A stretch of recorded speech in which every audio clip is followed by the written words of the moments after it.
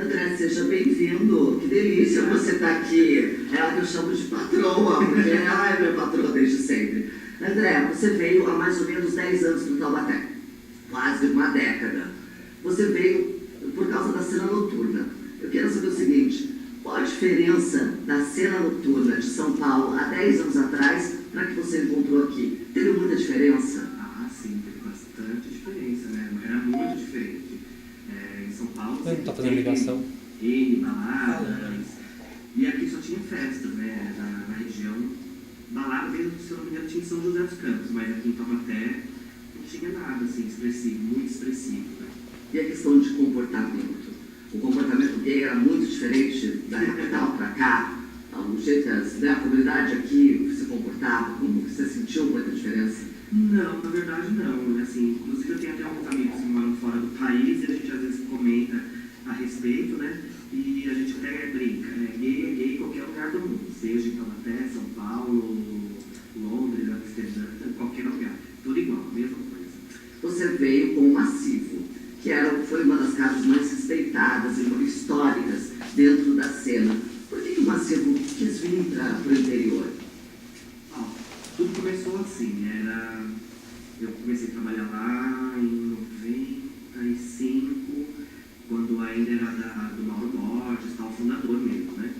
E quando trocou de dono, eles inventaram um projeto, né? Criaram um projeto de Massivo Itinerante, que começaria aqui na região e a gente iria fazer festas, tanto que a gente se dividiu em 3 blocos, 3 turmas, que iam fazer o interior de São Paulo.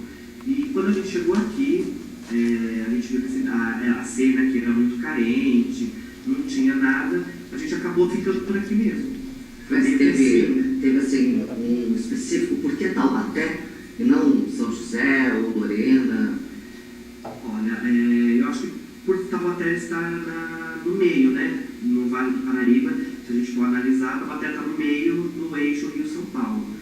E eu particularmente sempre achei muito mais viável do que São José dos Campos ou Guaratinguetá e Lorena. Você sabe que também eu já tive uma casa em Guará e lá é meio complicado, é bem mais complicado, né? Por que é complicado? Muito preconceito,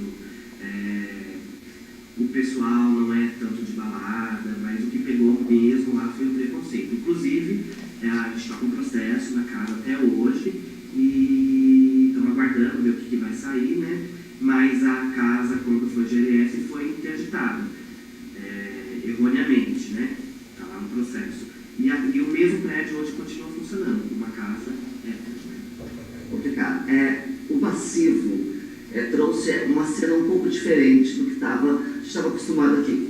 Quais eram as novidades do Massivo, que o Massivo trouxe para a cena noturna na cidade? O que a gente buscou trazer, assim, eu que pelo menos frequentei o Massivo praticamente, não digo desde o início, mas desde o começo, da época do Mauro, até um pouco, peguei a época da Bebete Indarte, e eram as festas temáticas, né? Que coisa que, assim, tinha até na região, mas assim, era um investimento, era na arte de flyer, na decoração, até no show mesmo, você sabe disso, e que já foi, vamos dizer assim, uma outra fase do Massivo de São Paulo.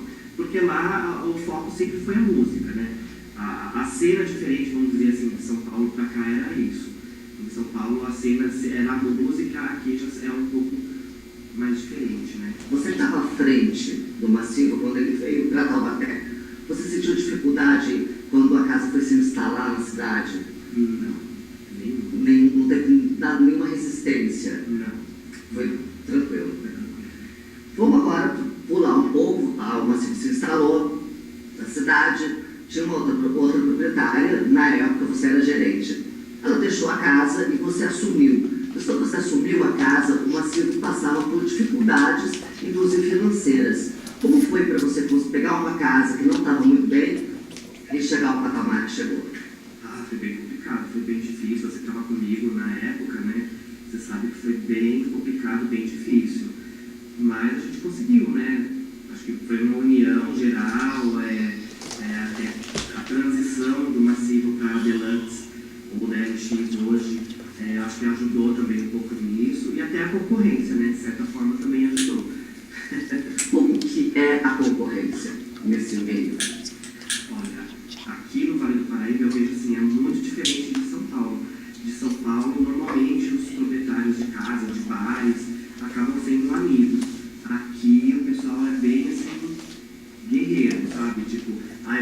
casa, tem que fechar a sua, e faz denúncia, e majestades menores, bebida, enfim, aonde eles puderem prejudicar, eles estão lá. Doutor, todo bairrista, isso. Existe, de fato, uma competição entre Taubaté e São José para ele se qualificar quem é o grande na cena noturna, ou isso é só lenda? Eu acho que é lenda. Eu acho que quando a gente chegou aqui, a gente percebeu assim, que existia uma guerra entre cidades, né? Não sei se com o público em geral ou se com a cena GLS. A gente viu que existia uma grande guerrinha, assim, São José é melhor, Taubaté é melhor, tal. Tanto que houve, assim, a gente fez até uma enquete uma vez pelos chats, né, bate-papo e tal, e ganhou até São José dos Campos. Então a gente analisou até, acho que São José dos Campos tem mais mercado. Mas a gente quis, assim, vir para Taubaté, por estar no meio mesmo do vale, né, e apostar no diferente, né. Quando você pegou a casa, que já foi citado, passava por algumas dificuldades, você restabeleceu. Qual foi o passo a passo? Como que fala? Renegociar as dívidas que a antiga proprietária deixou, que não foi fácil, né? Porque o contrato social continuava o mesmo, pela marca, né? Não poderia mudar. Então, foi complicado, foi difícil, mas a gente devagarzinho, semana após semana, foi cativando as pessoas, cativando o público e conseguimos chegar onde estamos hoje. E é difícil agradar o público dele? Muito. É muito difícil. Nunca... Mas eu acho que no geral, né, Monique, no geral é assim, as pessoas tem aquelas que elogiam, tem aquelas que criticam, e eu sempre falo, você sabe disso, sempre falo, críticas são sempre bem-vindas, desde que sejam construtivas. Né? Eu acho que você quer criticar, critique sim, estamos aí para isso, mas olha, poderia mudar isso, tal coisa, não uma crítica pejorativa, né? Que aí o público gay já é mais, como que a gente pode dizer?